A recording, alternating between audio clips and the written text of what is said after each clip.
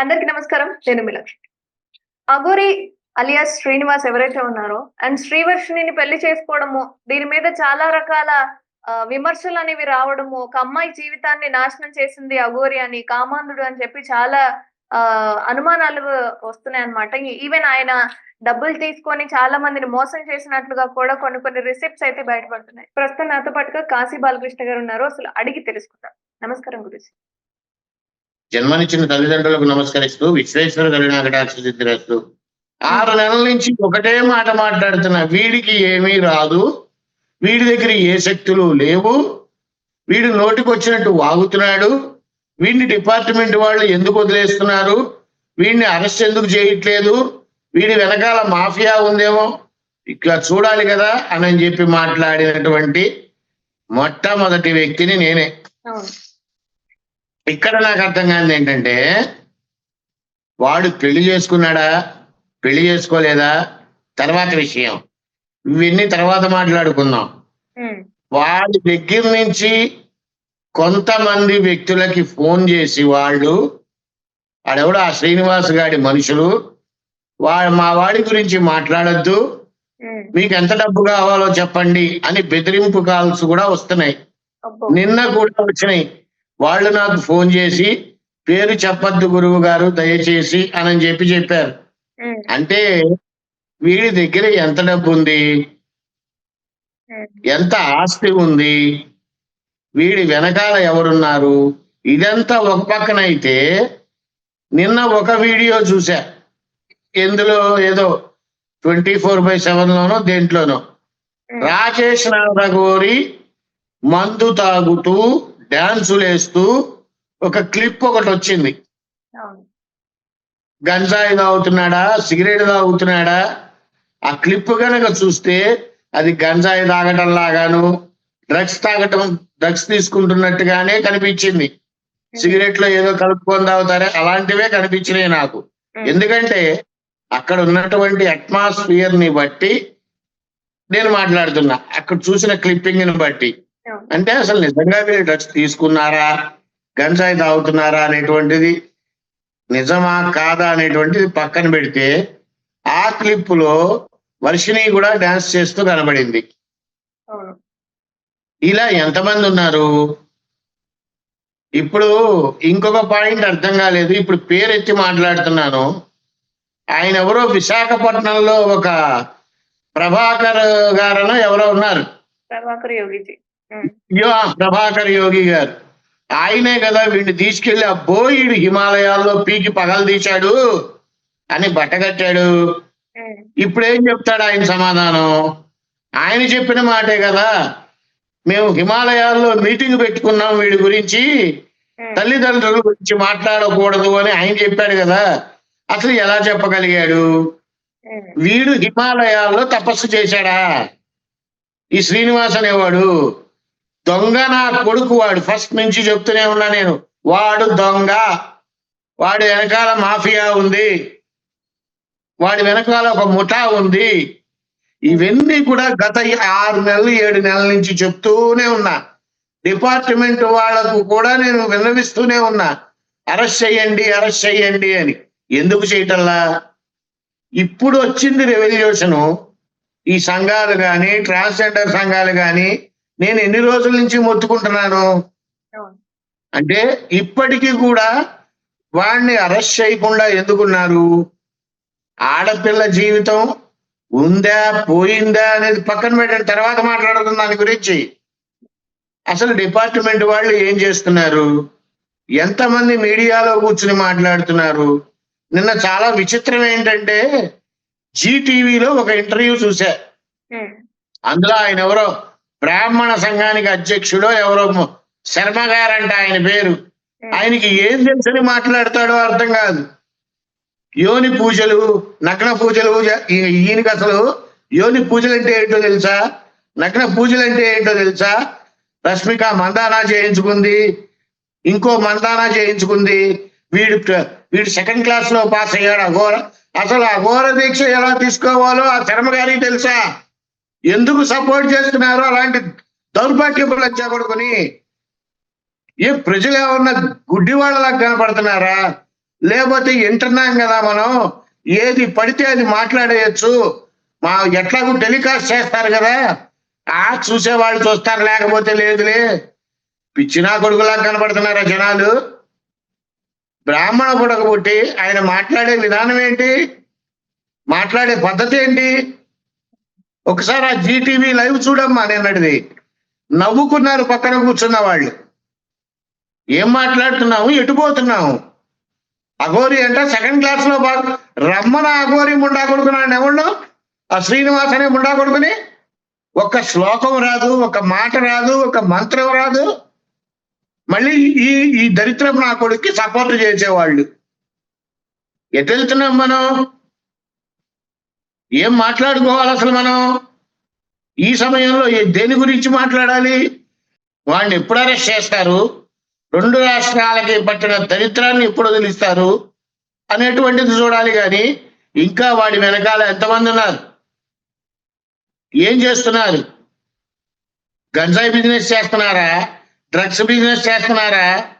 అమ్మాయిల్ని తీసుకెళ్లి అమ్మేస్తున్నారా? లేదు అమ్మాయిల్ని వ్యభిచార గృహంలో అమ్మేసుకుంటున్నారా? ఇవన్నీ కూడా ఆలోచించాలి.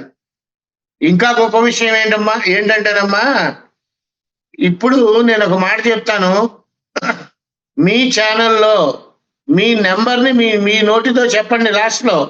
నేను ఇంకొక మాట కూడా చెప్తున్నాను. నేను చెప్పేది ఇప్పుడు మీకు నచ్చితే కంటెంట్ లో ఉంచండి, లేకపోతే తీసేయండి.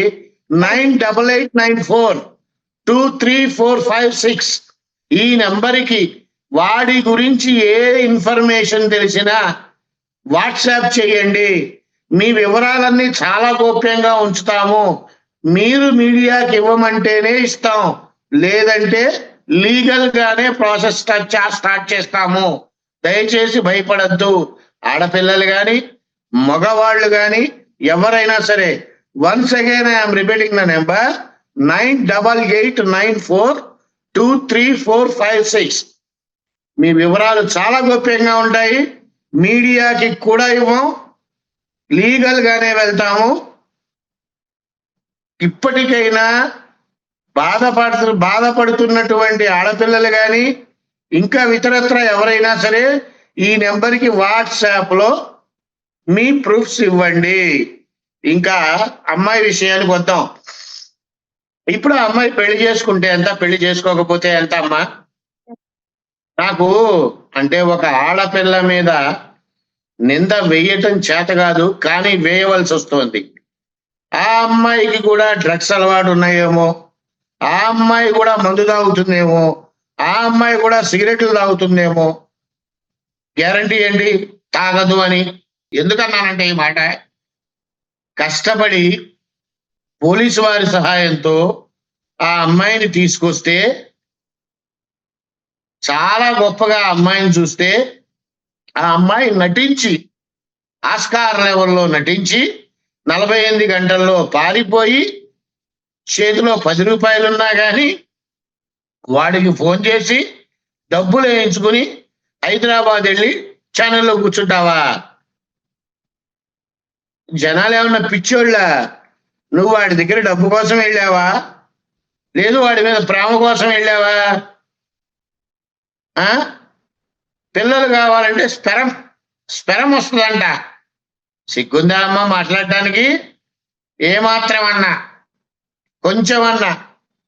ఇంకొక అమ్మాయి వచ్చి వాడు నాకు బలవంతంగా తాళి కట్టాడు అని చెప్తే నెక్స్ట్ డే వాడు పెళ్లి చేసుకున్నాడు.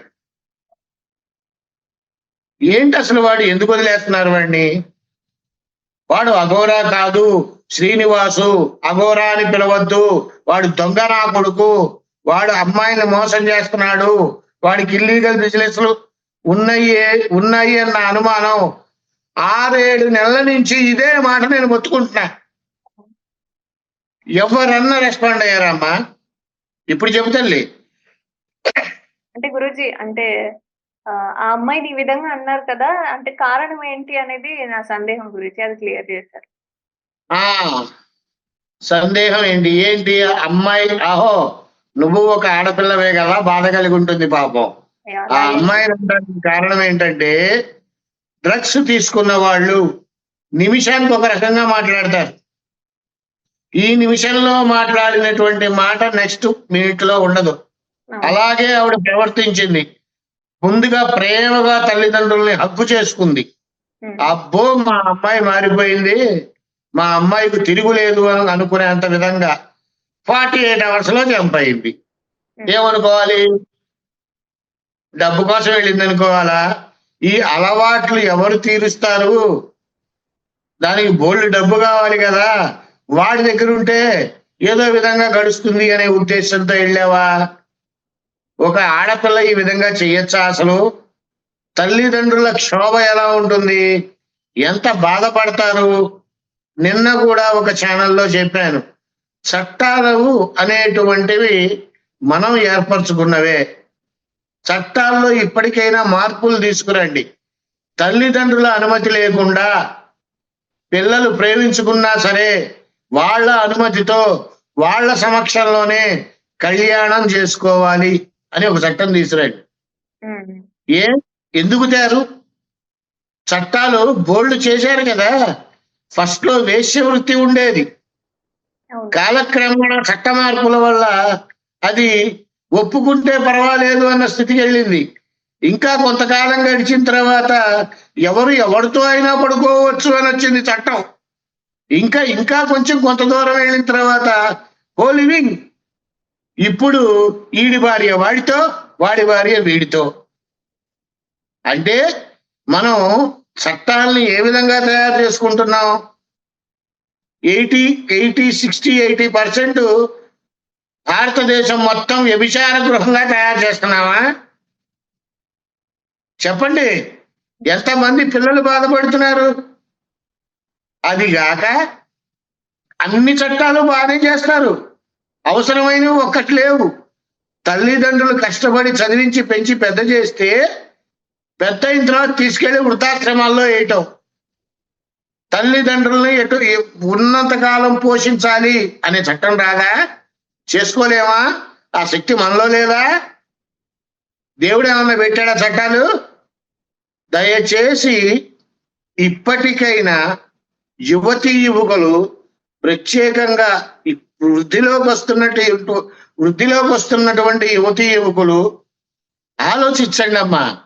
చదువుకునే పిల్లలు మీరు, భావి భారత పౌరులు మీరు.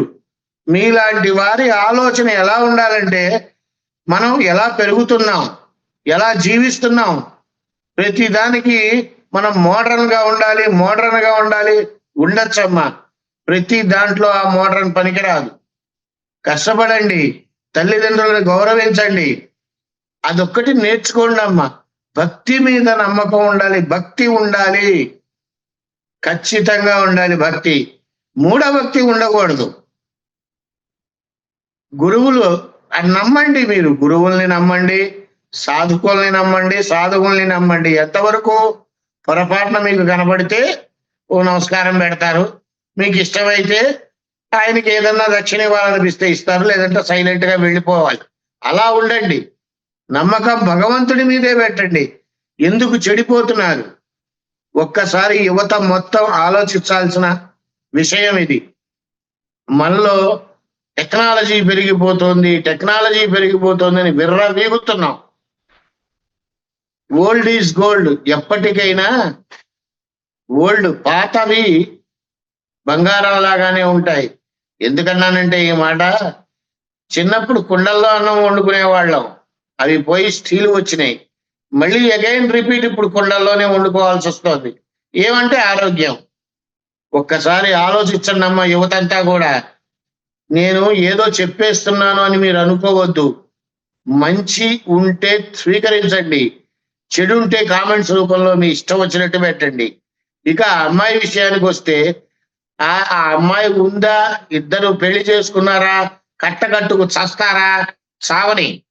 కానీ అఘోరా అనేటువంటి ఉన్నత స్థాయిని ముసుగేసుకొని పెళ్లి చేసుకోవటం ఎంతవరకు కరెక్టు? నా కొడక, నేను నీ గురించి 6-7 నెలల క్రితం చెప్పానురా. శ్రీనివాసరావు, నీ పేరు శ్రీనివాసరావు అని పిలవండి, వాడిని అఘోరాన్ని చెయ్యొద్దు అని. మన వాళ్ళు విన్నారా? ఈ రోజున ఏం చేసావురా? ఏకు మేకై కూర్చున్నావు. ఎందుకు వదిలిపెడుతున్నారు వాడిని డిపార్ట్మెంట్ వాళ్ళు ఇప్పటికి కూడా? అదొకటి గుర్తుపెట్టుకోండి. వాడిని అరెస్ట్ చేయండి ముందర. వాడి వెనకాల ముఠా ఏంటో తెలుసండి. ఏ డ్రగ్స్ ముఠా ఉంది, ఏ మాఫియా ముఠా ఉంది, ఏ స్మగ్లింగ్ వ్యాపారాలు చేస్తున్నాడు, ఏ అమ్మాయి వ్యాపారాలు చేస్తున్నాడు, అమ్మాయిని ఏం చేస్తున్నాడు, అమ్మేస్తున్నాడా? అరే నేను మొన్న కూడా చెప్పా, నువ్వు అంగాన్ని ఇచ్చేశాను శివుడికి, అంగాన్ని ఇచ్చేశాను, ఎవడికి కావాలరా నీ బోడి నాటకాలు? ఏ అమ్మాయిని మోసం చేశావో వాళ్ళు ఏదో ఇష్టం వచ్చినట్టు కొట్టుంటారు. ఆ అంగం ఇచ్చేసిన తర్వాత నేను శివుడికి ఇచ్చేశాను అని బిల్డప్ ఇవ్వటం కోసం ఇచ్చుంటావు. అంటే అంతకుముందు మోసం చేసిన వాళ్ళు ఎంతమంది ఉన్నారో? నీ గురించి నాకు నిన్న ఒక సమాచారం వచ్చింది. ఏదో కుక్కడపల్లిలో ఇంకా 8 మంది అమ్మాయిలు ఉన్నారంట నీ తరఫున. వాళ్ళందరూ ఎక్కడున్నారు? మళ్ళీ చెప్తున్నానమ్మా, వీడి గురించి ఏ వివరణ తెలిసినా 9889423456 కానీ లేదు ఛానల్ వాళ్ళ నెంబర్ టెలికాస్ట్ అవుతుంది, దానికి కానీ వాట్సాప్ చేయండి. ఏది కూడా మీడియాలో టెలికాస్ట్ అవ్వదు, ఆ బాధ్యత నాది. లీగల్ గానే వెళ్తాం. వర్షిణి, ఇకపోతే వర్షిణి గురించి చూద్దాం. ఇప్పుడు ఆ అమ్మాయిని తీసుకొచ్చిన తల్లిదండ్రులు ఎలా తలకాయ ఎత్తుకుంటారమ్మా?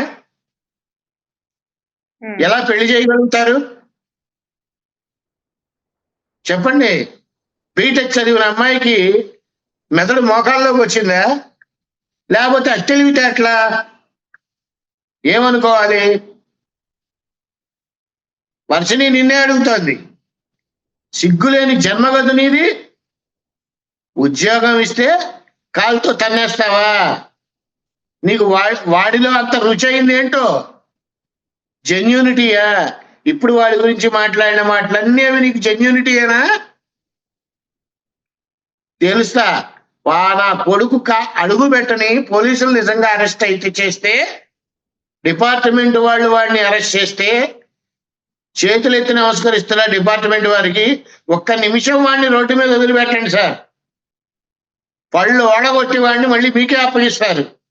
అలాగే ఆ వర్షిణి అనే దౌర్భాగ్యరాల్ని కూడా అరెస్ట్ చేసి మెంటల్ హాస్పిటల్లో వేయండి ఒక 6 నెలలు 7 నెలలు. తల్లిదండ్రులు ఎంత బాధపడుతున్నారు. వాళ్ళు రోగాలతో బాధపడుతూ ఈ రోజుకి నీ గురించి పోట్లాడుతున్నారా? నువ్వు నాలికి ఏదొస్తే అది మాట్లాడేస్తావా? ఇంకా నయ్యం, ఇంకో 2 రోజులు పోతే విష్ణన్నయ్య నన్ను వెళ్ళిపోమన్నాడు అఘోరి దగ్గరికి, హర్షన్నయ్య నన్ను వెళ్ళిపోమన్నాడు శ్రీనివాస్ గారి దగ్గరికి. ఇలా కూడా మాట్లాడతావు. ఎవడు నమ్ముతాడు నిన్ను? నీ మాట మీద ఎవరికి గౌరవం ఉంది? ఫస్ట్ లో నువ్వు వెళ్ళిపోయినప్పుడు ఉన్న సింపతి ఇప్పుడు ఎవరికి ఉంది? ఎవరికి లేదు. ప్రతి ఒక్కళ్ళు నిన్ను తిట్టిపోస్తున్నారు. సిగ్గుండక్కర్లేదు. ఏమైనా మాట్లాడతావు నువ్వు. పైగా నువ్వేదో పెద్ద సనాతన ధర్మాన్ని ఉద్ధరించేదానిలాగా ఆ దిక్కుమాలలోడు ఏదో మాట్లాడుతుంటే పక్క నుంచి సనాతన ధర్మం ఏం నాటకాలు ఆడుతున్నారా? ధర్మాన్ని ఎవరు కాపాడక్కర్లా. మనిషి ఊపిరి ఉన్నంత వరకు ధర్మం ఉంటుంది. మీరు వచ్చి చచ్చి ఉద్ధరించేది ఏమీ లేదు. మీరేదో ధర్మాన్ని కాపాడుతాను, అది చేస్తాను, ఇది చేస్తానన్నారే, మీరు ఏమీ చేయలేరు. ఫ్రీ మనీ ఎలా వస్తుంది అని ఆలోచించి బతికే దిక్కుమాలిన జంట మీరు. ఇద్దరూ తోడు దొంగలే. వర్షిణి కూడా దొంగే, శ్రీనివాస్ గారు దొంగే. ఏమనుకుంటున్నావమ్మా నువ్వు? నీ ఇష్టం వచ్చినట్టు మాట్లాడేస్తే చెల్లుతా? ఏమో రేపు పొద్దున ఇంకా ఎన్ని మాట్లాడతావో నువ్వు. అసలు నీ నోటికి అదుపు అడ్డు ఉండదు కదా. నీకేదో తెలివి లేదు అని జనాలు అనుకుంటున్నారు. నీకున్నటువంటి పొగరు, నీకున్నటువంటి మదం, నీకున్నటువంటి అత్తెలివి జనాలు చూసేశారు. నోటికి ఏదొస్తే అది. ఇంకా చెప్పు. విష్ణన్నయ్య, మా అమ్మ, మా నాన్న వీళ్ళందరూ కలిసే నన్ను అఘోరి దగ్గరికి పంపించేశారని చెప్పు. అది కూడా చెబుతావు నువ్వు. దరిద్రపు దానా అని. ఫస్ట్ వాడిని అరెస్ట్ చేయండి, ఆ దరిద్రపు నా కొడుకుని. తర్వాత ఈమెని కూడా అరెస్ట్ చేసి మెంటల్ హాస్పిటల్లో పడేయండి. నీ మూలకంగా వృద్ధాప్యంలో ఉన్నటువంటి తల్లిదండ్రులు కుళ్ళి తెస్తున్నారు. సిగ్గు తెచ్చుకోండి ఇప్పటికైనా యువత. నేను మళ్ళీ చెప్తున్నాను, 9889423456 ఈ నెంబర్ వాకి వాట్సాప్ చేయండి. మీ దగ్గర ఎటువంటి వివరాలు ఉన్నా మీడియాకి కూడా అందని సమాచారం మేము అందించాం. లీగల్ గానే వెళ్తున్నా కూడా ఎవరికి ఏది అందించాం. ఎందుకంటే ప్రతిదీ మీడియాలో వస్తూ ఉంటే వాడిప్పుడు ఏం చేస్తున్నారు అని మీడియా చూస్తూ తప్పించుకొని కూడా తిరగలుగుతాడు. అది గుర్తుపెట్టుకోండి. ధన్యవాదాలు గురుజీ. సర్వే జనా సుఖినో భవంతు, లోకా సమస్తా సుఖినో భవంతు.